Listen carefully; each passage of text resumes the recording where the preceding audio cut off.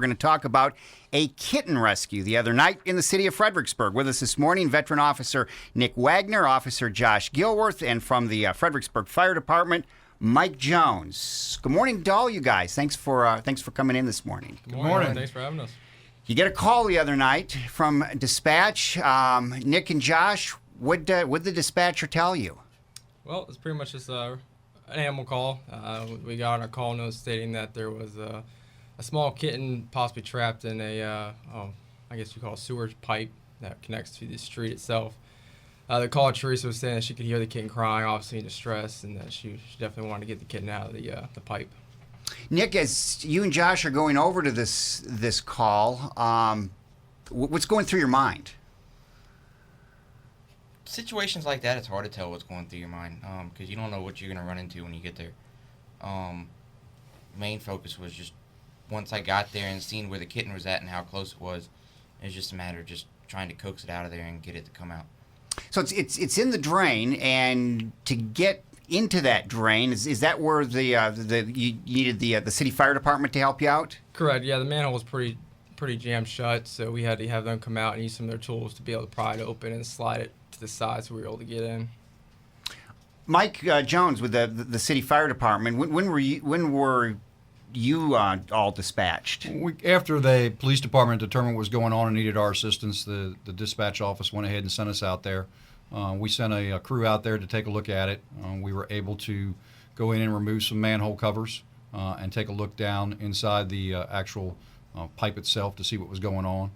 We wanted to make sure everything was safe, so we made sure that we monitored the atmosphere so that we had plenty of oxygen down there and there were no toxic gases or anything like that. We also wanted to make sure that we had enough space to get somebody down into that area and that it was good enough and large enough to do that.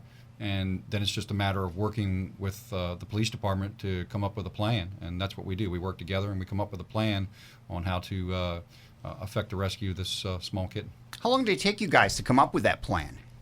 Well, I mean, it was a bunch of plans all put together, plan by plan. They started to not work, so it's probably about an hour, 45 minutes, I think, total that it took to finally get the kitten out.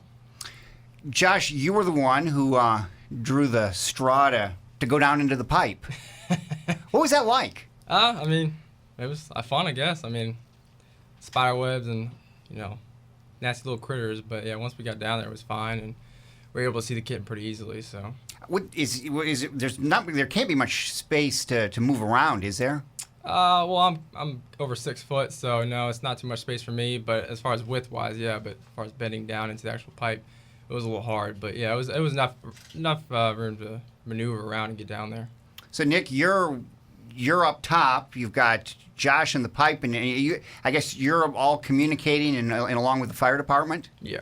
Yeah, it was hard to hear over the sound of the fire truck being so close to where we were at. So while Josh was in the pipe, I was kind of running back and forth between the manhole covers, telling Josh what the fire department was going to do, and then vice versa, telling the fire department the different ideas that were coming up, so that way everyone could be on the same page.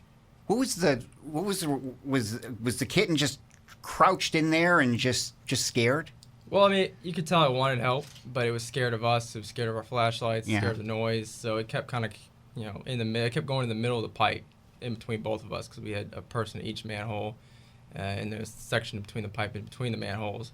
So it kind of just huddled up, and every once in a while it would kind of get closer, and then it would just kind of go right back into the middle of the pipe because it wasn't sure what to do.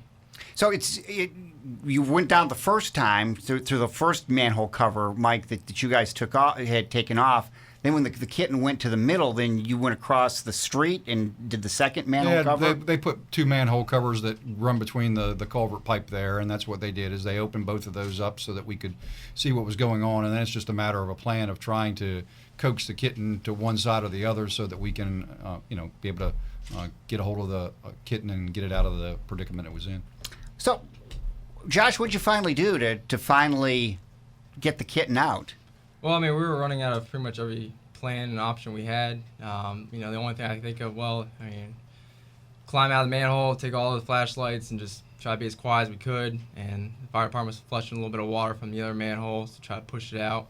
So thankfully, it kind of just veered out to the end of the pipe. I was able to see it. I was able to jump down real quick and be able to get a hand on her and bring her back up. So you think that turning the flashlights off was finally the thing that that helped? Yeah, I think that was the thing I was most scared of, was just the light.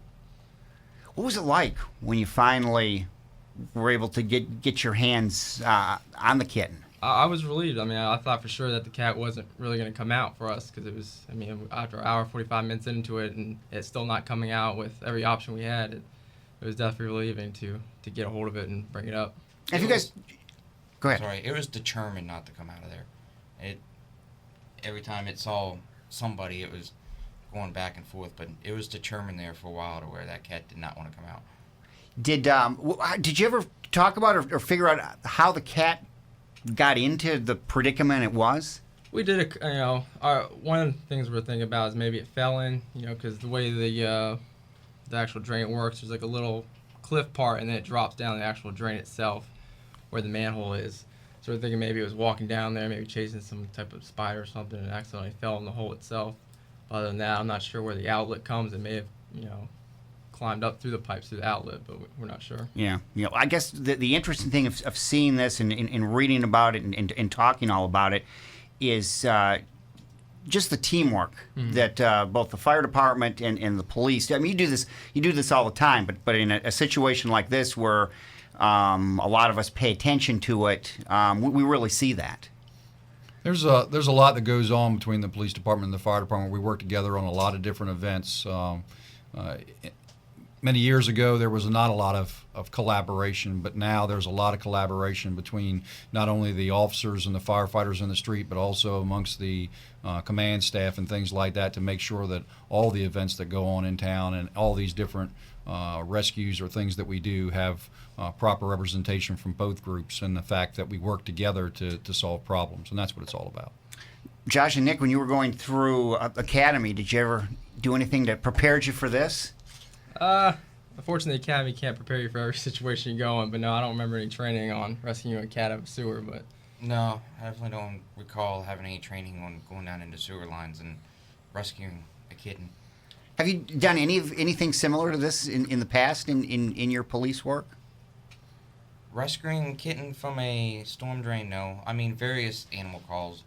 Dogs running at large, snakes in breezeways of apartments, but those are pretty the most common ones. But cats, you don't really get too many calls on cats. And I guess, Mike, in the last 24 hours, we've talked about manhole covers and drain pipes more than we have in years. Well, that's true, but it just happens to be this one incident. But we do quite a few animal rescues over the years. Mm-hmm. We've done everything from getting iguanas out of trees to getting dogs out of predicaments and getting birds out of trees where they were caught into nets and things like that. So we do quite a bit of that, and more than you would think, but we always are willing to assist the police department, help them anytime they call us related to this, and it had a really good outcome, and that's what we're glad about.